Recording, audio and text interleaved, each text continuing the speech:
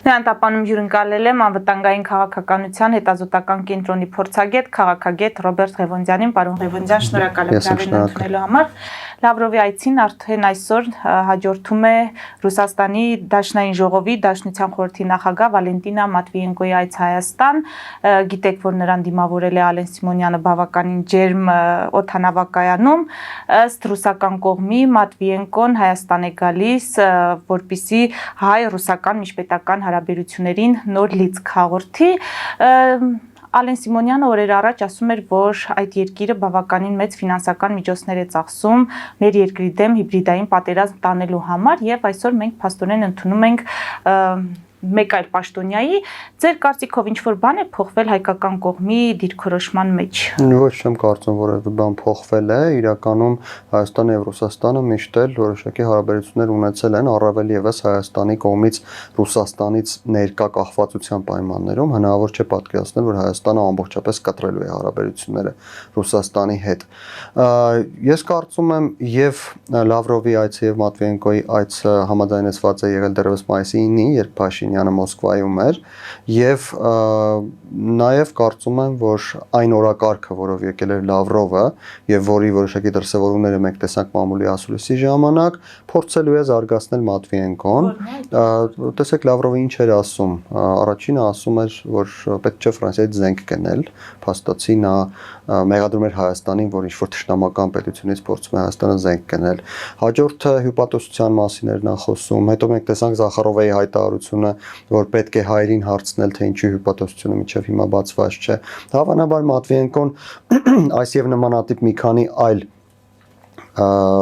հարցերով է Հայաստան ժամանել։ Ինչ վերաբերում է նրան, որ Ալեն Սիմոնյանը բավականին ջերմ է դիմավորել, իմ ունեցած տեղեկություններով նա խոստացել էր Մատվիենկոին անձամբ, որ դիմավորելու է մեկ այլ առիթով եւ նա իր խոստումը կատարեց։ Ես դա չէի կապի Հայաստանի կողմից արտաքին քաղաքականությունում ինչ-որ փոփոխությունների կամ մոտեցումներում, գաղափարներում ինչ-որ փոփոխությունների հետ։ Շատ ավելի կարեւոր է, թե Մատվիենկոն ինչով կհեռանա Հայաստանից, քան այն, թե ինչպես նրան դիմավորեցին կամ նույնիսկ քան այն, թե նա ինչով է եկել, որովհետև ի վերջո գիտենք, թե ինչով են գալիս ռուս պաշտոնյաները Հայաստան, գիտենք, թե որն է նրանց մտավախությունը, հիմնական միտքն այն է, որ նրանք գալիս են Հայաստան հնարավորինս թույլ չտալու, որպեսզի իրենց ազդեցությունը Հայաստանում նվազի եւ թույլ չտալու, որ այլ կենտրոնների ազդեցությունը Հայաստանում աճի։ Բայց կարող ենք արձանագրել, որ չի հաջողվում ամեն դեպքում նրանք այստեղից, այսպես ասած, մերժված են հեռանում։ Փաստացի, եթե մենք ուշադրություն դարձնենք փաստերին, Լավրովը մերժված հեռացավ, որովհետեւ նրանից անմիջապես հետո Հայաստան ժամանեց Ֆրանսիայի արտաքին գործերի նախարարը, պատվո հյուպատոսություն բացվեց Գորիսում Ֆրանսիայի, մենք գիտենք, որ Հայաստանը գոնե չի հայտարարել Ֆրանսիայի հետ ռազմական համագործակցությունը դադարեցնելու մասին, Ռուսաստանի հյուպատոսությունը կապանում դեռևս չի բացվում եւ չգիտեմ դրա վերաբերյալ նորություններ կան թե չկան, ըստ ամենայնի չկան, այսինքն գոնե այն ինչի մասին մենք գիտենք ցույց է տալիս, որ Լավրովը հեռացել է մերժված։ Տեսնենք թե ինչպես կհեռանա Մատվիենկոն, հետո արդեն կգնահատենք։ Պարոն Ղևոնդյան, բայց ամեն դեպքում ռետորաբանությունը մնում է խնդրահարույց։ Եթե հարաբերությունները չենք վերաֆորմատավորում, չենք խզում եւ այդ պայմաններում նորմալ է, որպեսզի շփումներ տեղ ունենան, ապա ինչ կարիք կա այդպիսի ռետորաբանություն կիրառելու, այն էլ այդպիսի մակարդակով։ Կարծում եմ այստեղ Հայաստանի իշխանությունների հաշվետվողականության խնդիրը կա, եթե նույնիսկ դրա մասին չասվի, դա նշանակում է, որ Հայաստանի իշխանությունները ինչ-որ կուլիսային գործընթացներ են իրականացնում, որովհետև այն, որ Ռուսաստանը Հայաստանի նկատմամբ հիբրիդային գործողություններ իրականացնում, դա ակնհայտ է։ Ոչ միայն Ադրբեջանի միջոցով, թեև դա էլ կա, եկեք հիշենք, որ Ռուսաստանի պաշտպանության նախարարության Սյունիքի շուրջ լարվածություն լինելու հայտարարությունից անմիջապես հետո երկու անգամ, 2 օր իրար հետևից Ադրբեջանը թիրախային կրակոցներ արձակեց։ Բայց նաև Ռուսաստանը Հայաստանի ներսում է հիբրիդային գործողություններ իրականացնում, սկսած 5-րդ Շարասյան իր գաղափարապես եւ ֆինանսապես իր հետ կապված հատվածի գործողություններից մինչեւ ռուսական կապիտալի օգտագործումը Հայաստանի ներսում որոշակի գործընթացների համար։ Եվ եթե Հայաստանի իշխանությունը դրա մասին չբարձրաձայնի, ապա ով պետք է դա ասի։ Ինչ դիտարկումներ կանեք Էրդողան-Փաշինյան հեռախոսազրույցի հետ կապված, մենք գիտենք, որ հայկական կողմի նախաձեռնությամբ է տեղի ունեցել եւ ըստ թուրքական կողմի հեռախոսազրույցի ընթացքում ընդգծվել է տարածաշրջանում համապարփակ կարգավորման եւ Ադրբեջանի ու Հայաստանի միջև խաղաղ բանակցությունների կարեւորությունը եւ նախագահ Էրդողանն էլ իր գոհունակությունն է հայտնել Թուրքիա-Հայաստան շփումների մասով եւ այս համատեքստում նաեւ հիշեցնեմ Էրդողանի մեկ այլ հայտարարություն ավելի վաղ արված, որ ակնկալում են Իրանի աջակցությունը այսպես կոչված Զանգեզուրի միջանցքի բացման հետ կապված դուք ինչ կարող եք ասել։ Չեմ կապի այդ երկու իրավիճակները իրար հետ եւ պետք է ձեզ փորձեմ ուղղել Էրդողանը ոչ թե Զանգեզուրի միջանցք էր այդտեղ արտահայտել, այլ անցում բառներ օգտագործել, հավանաբար դա նոր տերմին է, մինչ այժմ անցում որպես այդպեսին չեն բնութագրել Սյունիքով հնարավոր անցնող ճանապարհը Ադրբեջանից դեպի Նախիջևան եւ ես կարծում եմ սա որոշակիորեն ռևերանս է դեպի հայկական կողմի տեսակետ, որովհետեւ միջանցք բառը Հայաստանում անցալվում է ոչ իրավաչափ եւ ոչ համաչափ այն գործընթացներին եւ այն պատրաստակամությանը, որը ունի Հայաստանի Հանրապետությունը։ Ինչ վերաբերում է բուն հեռախոսազրույցին, ապա ես շատ կարեւորում եմ, որ այստեղ համապարփակ լուծման մասին է խոսել Էրդողանը, սա նշանակում է մեկ բան, որ երբ մենք կարծում ենք, թե գուցե Ադրբեջանը ստորագրի խաղաղության համաձայնագիր, գուցե այլ ուղղություններով առաջընթաց լինի, բայց միաժամանակ Ադրբեջանը փորձի ազդեցություն գործել Թուրքիայի վրա եւ Հայաստան-Թուրքիա սահմանը փակ մնա, հենց այս համապարփակ լուծման տրամաբանությունը նրա մասին է, որ Էրդողանը կարծում է, թե լուծումները կբերեն նաեւ Հայաստան-Թուրքիա հարաբերությունների բարելավման եւ սահմանը այնուամենայնիվ կբացվի, իսկ սահմանի բացումը այս բային Հայաստանին պետք է շատ ավելի շատ, քան պետք է Թուրքիային եւ սա կարծում եմ Հայաստանի կողմից, Հայաստանի դիտանկյունից Թուրքիայում մոտեցումների ընդունելիության մասին է խոսում, այսինքն Թուրքիան Հայաստան-Ադրբեջան գործընթացում այնպիսի մոտեցումներ ունի, որոնք Հայաստանի համար ընդունելի են։ Այլ կլիներ, եթե օրինակ Էրդողանը համաձայն լիներ կամ նպաստեր Հայաստան-Ադրբեջան համաձայնություններին, բայց նրանք չկապեր տարածաշրջանում համապարփակ լուծումների հետ, այդ դեպքում մենք կարծեինք, թե Թուրքիան այլ բան է պահանջելու Հայաստանից, օրինակ սահմանը բացելու համար, բայց այսպիսով ստացվում է, որ Թուրքիան սահմանի բացման հարցը փաստացի դիտարկում է ընդհանուր լուծման տրամաբանության մեջ։ Այսինքն այստեղ մեզանից որևէ գին չի պահանջվում Թուրքիա նման ակնկալիք չունի։ Ոչ թե որևէ գին չի պահանջվում, այլ հավելյալ գին չի պահանջվում։ Այսինքն տեսեք Էրդողանը խոսում է այն մասին, որ եթե լինի լուծում, այդ լուծումը կծածկի ամբողջ տարածաշրջանը։ Փաստացի ստացվում է, որ եթե Հայաստանը եւ Ադրբեջանը կարողանան համաձայնության գալ, դա կվերաբերի նաեւ Հայաստան-Թուրքիա հարաբերություններին։ Եվ այս դեպքում կարելի է ենթադրել, իհարկե 100%-անոց չէ այդ համոզմունք չէ, բայց ենթադրություն է բավական մեծ հավանականությամբ, որ Հայաստան-Ադրբեջան գործընթացում առաջընթացը կնպաստի Հայաստան-Թուրքիա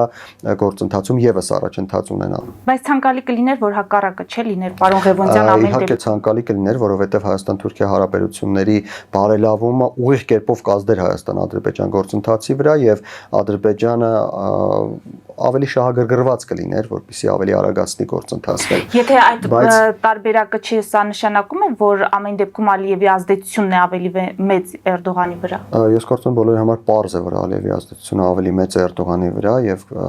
ակնհայտ է, որ Ալիևն է գլխավոր պատճառը նրա, որ Հայաստան-Թուրքիա հարաբերություններում առաջընթաց չկա։ Ավելին ասեմ, Ալիևն է գլխավոր պատճառը այն բանի, որ Հայաստանը եւ Թուրքիան նախապես ձեռք բերված համաձայնությունը երրորդ երկրների քաղաքացիների եւ դիվանագիտական անձնագրի ունեցողների համար սահմանը բացելու իրականություն չեն դարձրել մինչև այսօր։ Եվ ինչ է արել դրա համար Ալիևը, հստակ մեկ բանի մասին մենք գիտենք, Սոկար ընկերությունը 8 միլիարդ ամերիկյան դոլարի ներդրում է խոստացել Թուրքիայում եւ սա ակնհայտորեն ազդել է Էրդողանի որոշման վրա։ Եվ մյուս կողմից ես տեսնում եմ Էրդողանի եւ Թուրքիայի իշխանությունների կողմից որոշակի պատրաստակամություն գործընթացը առաջ տանելու եւ Հայաստան-Թուրքիա սահմանի բացման հարցում նորություններ կարելի է ակնկալել, հաշվի առնելով այն, որ 10 օրով Մարգարայի սահմանակետը բացվեց մարտ ամսին, եթե չեմ սխալվում, հումանիտար բեռների համար Սիրիա ուղևորվող իհարկե Ադրբեջանից մի մեծ այդպես հիստերիկ արձագանք մենք տեսանք, ընդհուպ Էրդողանի մեղադրում էին թուրքական աշխարհին դավաճանելու մեջ եւ այլն, բայց մյուս կողմից եթե Հայաստան-Ադրբեջան հարաբերությունները սկսեն դինամիկ զարգանալ, ես նկատի ունեմ ստորագրվի համաձայնությունը, սկսվի վերջապես ֆիզիկապես դելիմիտացման դեմարկացման գործընթացը իրականություն դառնալ եւ ենթակառուցվածքների հարցում Հայաստանը եւ Ադրբեջանը սկսեն հասկանալ մեկը մյուսին, օրինակ Ադրբեջանը պատասխանի դեռևս նոյեմբերին ուղարկված առաջարկներին Հայաստանի կողմից, ապա Թուրքիան կարող է այդ պատրվակը օգտագործել իր կողմից եւս Հայաստանի հետ սահմանը բացելու համար եւ հենց այդ համապարփակ բառը խոսում է այն մասին, որ Թուրքիան ցանկություն ունի օգտագործել այդ պատրվակը, այսինքն եթե տեղի ունենա Ադրբեջանի հետ այդ առաջընթացը, ապա Թուրքիայի կողմից մենք կտեսնենք նաև որոշակի գործողություն։ Իսկ ինչու առաջընթաց չի նկատվում հայ-ադրբեջանական հարաբերություններում եւ որքանով է այս համատեքստում կարեւոր աշխարհաքաղաքական իրավիճակը։ Շատ կարևոր է, ես կարծում եմ աշխարհաքաղաքական իրավիճակը հենց այն գործոնն է, որի պատճառով էլ Հայաստան-Ադրբեջան հարաբերություններում առաջընթաց չկա։ Իհարկե, այնպես չէ, որ աշխարհաքաղաքական իրավիճակն է խանգարում դրան, բայց գոնե չի նպաստում, որպեսզի այդ առաջընթացը լինի։ Նախ Ադրբեջանում հույս ունեն, որ գուցե աշխարհաքաղաքական իրավիճակը այնպես փոխվի, որ իրենք կարողանան ստանալ ավելին, քանի որ դեռևս քաոսային իրավիճակ է, քանի որ դեռևս գործընթացը իր շարժման մեջ է, մենք ունենք հաստատված աշխարհաքաղաքական իրավիճակ, միջազգային հարաբերություններում ճգնաժամ կա, Բաքվում կարծում են, որ այն ինչ այս պահին կարող են ստանալ, դա արդեն ամրագրված է, որևէ բան դրան չի սպառնում, ինչ ուզում է փոխվի։ Իսկ ավելին ստանալ հնարավոր է, եթե աշխարհաքաղաքական իրավիճակը լինի նպաստավոր։ Այսինքն մի կողմից նրանք սա արդեն իրենց համար ապահովագրել են, մյուս կողմից սպասում են տեսնել էլ ինչ կարելի կլինի ստանալ, եւ այդ էլ ինչ կարելի կլինի ստանալը չի նշանակում միայն Հայաստանից, կարող է նրանք փորձեն ինչ-որ բան ստանալ Միացյալ Նահանգներից, Եվրոպայից, Ռուսաստանից կարող է ինչ-որ բան ստանալ, Չինաստանից կարող է ինչ-որ բան ստանալ, եւ այդ ինչ-որ մի բանը, ինչ-որ բանի բազմաթիվ դրսեւորումներ կան, սկսած ֆինանսական հնարավորություններից, օրինակ Ադրբեջանը կարող է պայմանավորվել եվրոպական երկրների հետ, Եվրամիության հետ, Հայաստանի հետ համաձայնության պայմանագիրը ստորագրելու դիմաց ստանալ ինչ-որ մաքսային արտոնություններ, կարող է պայմանավորվել տնտեսական ներդրումներ իր երկրում եւ այլն, բազմաթիվ են այդ հնարավորությունները։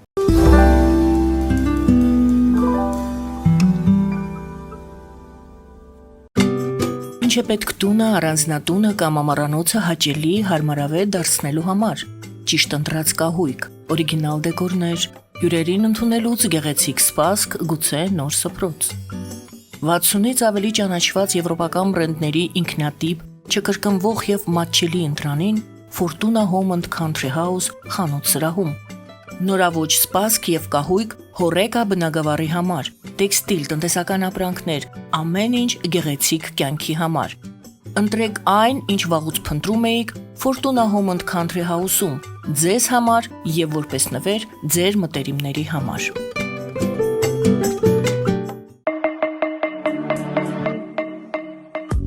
Յուրաքանչյուր զարդ գլուխ գործոց է, պատրաստված ամենայն ճշգրտությամբ եւ կրքով, որոնք կընդգծեն ձեր անհատականությունն ու գեղեցկությունը։ Մեր զարդերը պարզապես աքսեսուարներ չեն, այլ սիրո խոստովանություններ, որոնք կդառնան ձեր հիշողությունների խորհրդանիշը։ Դրանք ձեզ կդարձնեն ոճային եւ գրավիչ։ Ձեր պատմությունը սպասում է։ Ֆելիչե ժամանակակից ատամնաբուժական կլինիկա։ Այստեղ հարմարավետությունն ու խնամքն առաջնային են։ Այստեղ կիրառվում են ատամնաբուժական ամենաժամանակակից տեխնոլոգիաներ, ճշգրիտ ախտորոշում, արդյունավետ բուժում, նուրբ փորձառություն եւ անհատական մոտեցում։ Սկսած սովորական մանրուքներից մինչև առաջադեմ ընթացակարգեր, այստեղ դուք գտնվում եք բարձր որակավորում ունեցող եւ փորձառու ատամնաբուժական մասնագետների ձեռքերում։ Մեր բարեկամական եւ հյուրընկալ անձնակազմն այստեղ է յուրաքանչյուր այցը հաճելի դարձնելու համար։ Ֆելիչե, ձեր առողջ եւ ամենաերջանիկ շպիտը սկսվում է այստեղից։ Եկեք եւ բացահայտեք նորարարության փորձագիտության եւ կարեկցանքի կատարյալ համադրությունը։ Երևան շիփինգ, սենսացիալ ստեղ, հա։ Այո, ճիշտ եք եկել։ Սանդրոցներ Երևան ուղարկելը $2.99 օթանավով։ Այո, Իսկ եթե դոլար ուղարկես, դոլար ստանան։ 1%, հա։ այո, Իսկ որ տանեն տուն հասցնեն, էլի 1%, հա։ 2%։ Երասը ծրի է, էլի։ Ժողովուրդ սենսացիա, ծրի է։ Նորդ Հոլիվուդ, Գլենդել։ Jackpot հագուստի վաճառակենտրոնը վերաբացվել է Թահանգա քաղաքում։ Նոր տեսականի, նոր արժեքներով ու նոր զեղչերով։ Եվրոպական հագուստ եւ կոշկեղեն կանանց, տղամարդկանց եւ երեխաների համար։ Օծանելիք, ճամպրուկներ, պայուսակներ, գիշերանոցներ, գոտիներ եւ դրամապանակներ։ Մեծ ապրանքատեսականի, մեծ զեղչերով։ Համեցեք Jackpot Թահանգայում։ Հասցեն 7057 Foothill Boulevard։ Հեռախոս 818 813 2252։ Jackpot։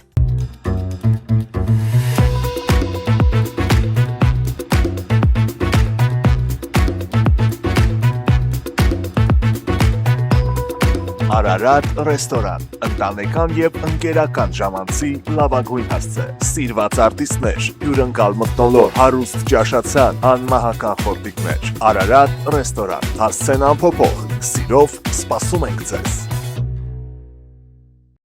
Լավագույն պաղպաղակ, բնական, համեղ եւ մատչելի գներով պաղպաղակը կարող եք ձեռք բերել բոլոր հայկական խանութներում։ Պահանջեք հայկական պաղպաղակ, Թամարա պաղպաղակ։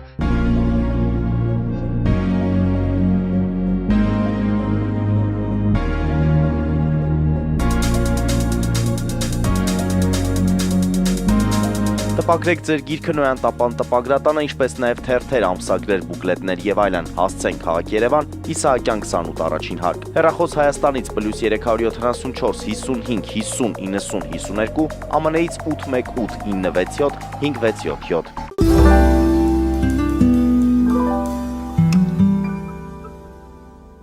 Վերադառնանք Գորիսում Ֆրանսիայի պատվո հյուպատոսության բացմանը, սա ասում են, քանի որ գլխավոր հյուպատոսություն չէ, չպետք է գիրագնահատել, մինչդեռ մենք գիտենք, որ Հայաստանում Ֆրանսիայի դեսպանը բավականին նշանակալից գնահատեց այս իրադարձությունը։ Հիմա սա որքանով է կարևոր մեզ համար եւ մեր երկրի շահերի տեսանկյունից։ Շատ կարևոր է, որ Ֆրանսիան ունի դիվանագիտական ներկայացուցչություն Սյունիքում։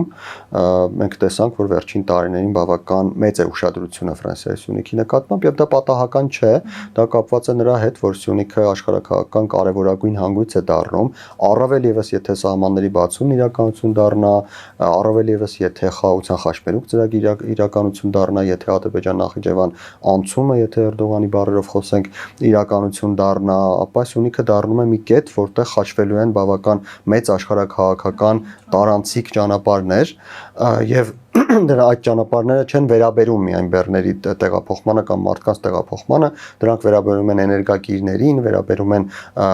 ինտերնետ մալուխներին եւ այլն, այսինքն բավական մեծ հաբ կարող է դառնալ Սյունիքը եւ բնական է, որ դրա նկատմամբ կա բավական մեծ հետաքրքրություն, այդ հետաքրքրությունը մենք տեսել ենք Իրանի կողմից, Ֆրանսիայի կողմից, Ռուսաստանի կողմից, պատահական չէ, որ Լավրովը Հայաստան էր եկել եւ հյուպատոսանի մասին էր խոսում, հետո էլ բողոքում էին, որ իրենք չունեն այնտեղ հյուպատոսարան։ Եվ Ֆրանսիայի կողմից այդ դիվանագիտական ներկայացուցիչություն ունենալը նշանակում է, որ Ֆրանսիան տեղում է, ներկա է եւ հնարավոր զարգացումների դեպքում պատրաստ է իր շահերը պաշտպանել այդ հաբում կամ մաս ունենալ նրանից ինչ որ այդտեղ կկատարվի։ Սա Ֆրանսիայի շահը, իսկ Հայաստանի Հանրապետության համար սա լրացուցիչ անվտանգության ռիսկերի նվազեցման գործոն է, որովհետև ինչքան շատ դիվանագիտական ներկայացուցչություն, ինչքան շատ ուշադրություն, հետաքրքրություն, այնքան ավելի մեծ անվտանգություն Ադրբեջանի կողմից հարձակման դեպքում կամ հարձակման վտանգի դիմաց, եւ սա նշանակում է, որ այս հարցում Հայաստանի եւ Ֆրանսիայի շահերը համընկնում են։ Պարոն Ղևոնդյան, մեր հարցազրույցը ամփոփենք ներքաղաքական վերջին զարգացումներով, դուք անդրադարձել եք եկեղեցի ավելի շուտ կաթողիկոս Նիկոլ Փաշինյան այս ծավալվող բանավեճին եւ նշել եք, որ կողմերը ընդհանուր առմամբ կարիք ունեն սթափվելու, որովհետեւ հայոց պետականությունը բարձրագույն արժեք է, որի հիմքերը խարխլել չի կարելի ոչ քաղաքական, ոչ էլ հոգեվոր իշխանություն ունենալու կամ պահելու նպատակով։ Հիմա դուք փորձագետ այսքանը նկատել եք, ընդգծել եք։ Այ ինչու կողմերը այս ամենը չեն հասկանում։ Մեծ հավանականություն կա, ես իմ տեսակետը կարող եմ ասել, որ կողմերը ունեն այլ նպատակներ, այլ մոտեցումներ, առաջին հերթին եկեղեցու վերնախավը որոշակիորեն այլ Հայաստանի արտաքին քաղաքականության այլ տրամաբանություն է ցանկանում եւ մենք դա տեսնում ենք, սկսած Բագրատ Գալստանյանի խոսքերից մինչև վերջացած մինչև կաթողիկոսի ուղերձներ, որտեղ նրանք արտաքին քաղաքականության վերաբերյալ այլ պատկերացումներ են ներկայացնում, թե ինչքանով կապ ունի եկեղեցին արտաքին քաղաքականության հետ, ես ճիշտ ասած չեմ հասկանում,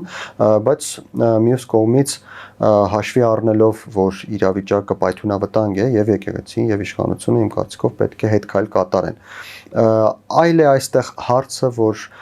եկեղեցին նշած արտաքին քաղաքականությունում իր մասնակցության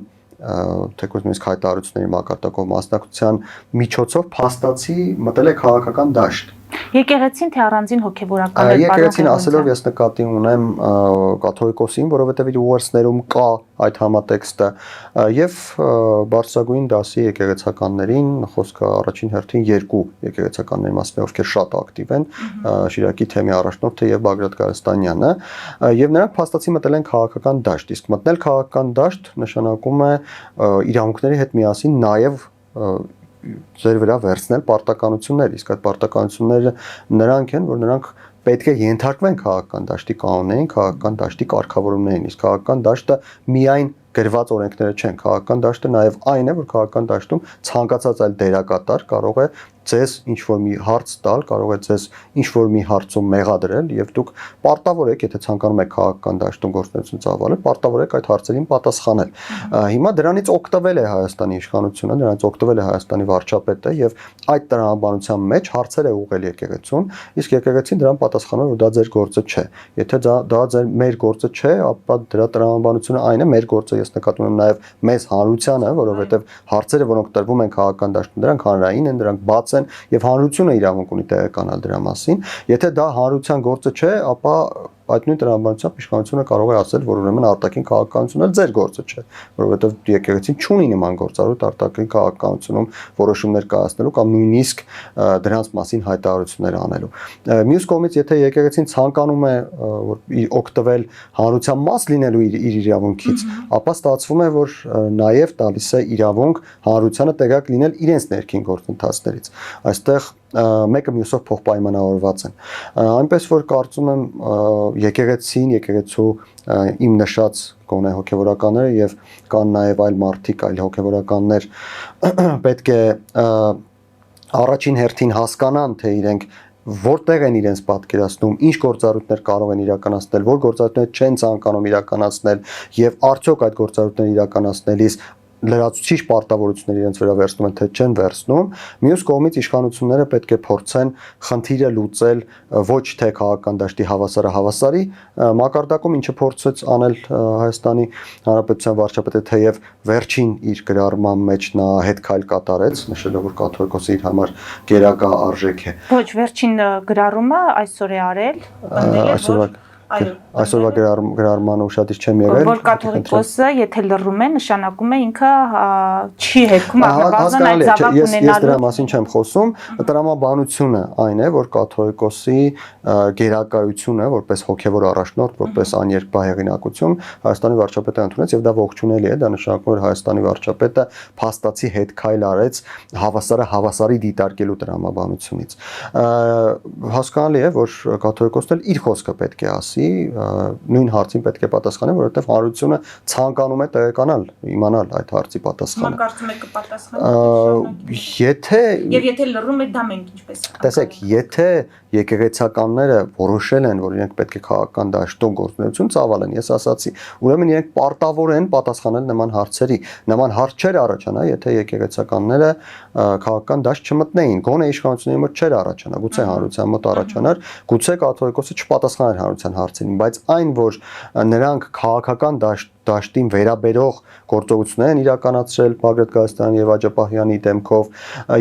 նրանք հայտարարություններ են տարածել կաթողիկոսի կողմից եւ այլն, որոնք վերաբերում են քաղաքական դաշտին, արդեն որոշակիորեն քաղաքական իմաստով եկեղեցու առաջնորդների եւ Հայաստանի իշխանությունների